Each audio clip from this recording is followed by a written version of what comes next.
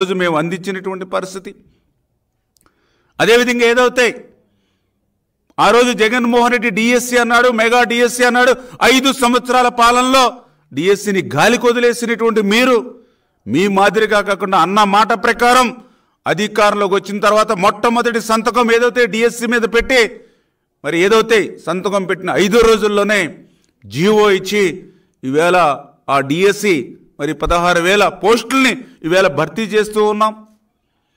అదేవిధంగా ఏదైతే ప్రభుత్వ ఆస్తులన్నీ కూడా మీరు కొల్లగొట్టేసి మళ్ళీ ఇంకొకసారి అధికారంలోకి వస్తే ప్రైవేట్ ఆస్తులు కూడా కొల్లగొట్టాలనేటువంటి మీ ఆలోచనలో భాగంగా ఏదైతే ల్యాండ్ టైటిలింగ్ యాక్ట్ ఏదైతే మీరు తీసుకొచ్చారో అధికారంలోకి వచ్చిన తర్వాత దాన్ని రద్దు చేస్తామన్నాం అన్న మాట ప్రకారం ఆ యొక్క ల్యాండ్ టైటిలింగ్ యాక్ట్ని రద్దు చేసి మాట నిలబెట్టుకున్నాం. ఏదైతే ఇసుకను కూడా మీరు అక్రమంగా దగ్గర 40,000 కోట్ల రూపాయలు 5 సంవత్సరాల్లో ఇసుకను ఏదైతే దోపిడీ చేశారో లూటీ చేశారో దాన్ని అధికారంలోకి వచ్చాక ఉచిత ఇసుక ఇస్తామని ఆ రోజు చెప్పాం. అన్న మాటను నిలబెట్టుకుని ఈరోజు ఉచిత ఇసుక అందజేస్తూ ఉన్నాం ఆంధ్రప్రదేశ్ రాష్ట్రంలో. అదేవిధంగా ఏదైతే 5 రూపాయలకి పట్టెడు అన్నం పెట్టేటువంటి అన్న క్యాంటీన్, ఎందుకంటే ఆ రోజు ఏదైతే భవన కార్మికులు కానీ ఆటో కార్మికులు కానీ ఏదైతే గ్రామాల నుండి పరిసర ప్రాంతాల నుంచి పట్టణాలకు వచ్చేటువంటి ఎవరైతే పేద బడుగు బలహీన వర్గాలు ఉంటారో వాళ్ళ కడుపు నింపడానికి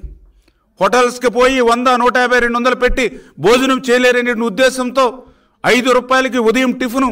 5 రూపాయలకి మధ్యాహ్నం భోజనం, 5 రూపాయలకి సాయంత్రం భోజనం, 15 రూపాయలు పెడితే రోజంతా కూడా పొట్ట నింపేటువంటి అన్నా క్యాంటీన్లు ఏవైతే ఉన్నాయో అవి మీరు నిర్దాక్షిణ్యంగా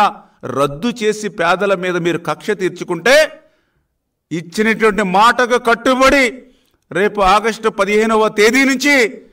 ఆంధ్రప్రదేశ్ రాష్ట్రంలో 183 అన్నా క్యాంటీన్లు ప్రారంభిస్తూ ఉన్నాం.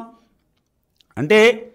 మీరు ఈవేళ 14 లక్షల కోట్ల అప్పు ఆంధ్రప్రదేశ్ రాష్ట్రం మీద పెట్టినప్పటికీ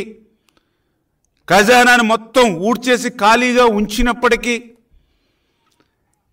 ఏదైతే కలెక్టర్ ఆఫీసుల దగ్గర నుంచి విలువైనటువంటి భూములన్నింటినీ కూడా భవిష్యత్తు తరాల వారికి లేకుండా తాకట్టులు పెట్టుకున్నప్పటికీ ఇచ్చినటువంటి హామీలను ఒక్కొక్కటి నెరవేర్చుకుంటూ